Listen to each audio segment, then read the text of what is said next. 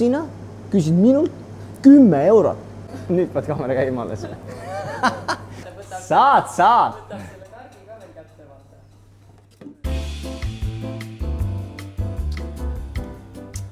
Tere! Oi, tere! Võtaks kohvi ja 3 kuulijäätist kaasa. Väga hea tellimus, kus paneme ringkarpi. Mis asi see on?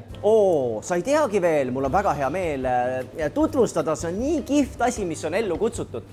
Kusjuures meil on nendes ühekordsetest pakendites siiber ees, me ei taha neid enam näha.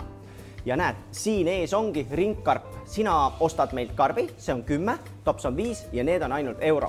Ja ära muretse, sa saad selle raha alati tagasi või paneme sulle juba meie poolt puhtaks pestud ringkarpi uue toidu ja see kehtib üle Eesti, tegelikult isegi Euroopas. Nii et kui sa satud näiteks Saksamaale, võta oma karp kaasa, saad ka seal mugavalt süüa ja loodussõbralikult. Aga 10 euri? Oota, ma saan selle 10 euri tagasi või? Saad raha tagasi või saad puhtasse karpi uue toidu. Kuuled, aga see on väga lahe. Palun siis minu tellimus panna ringkarpi. Muidugi, kohvi ja 3 kuulijäätist. Minu esimesed ringkarbid, nii äge. Nägemiseni!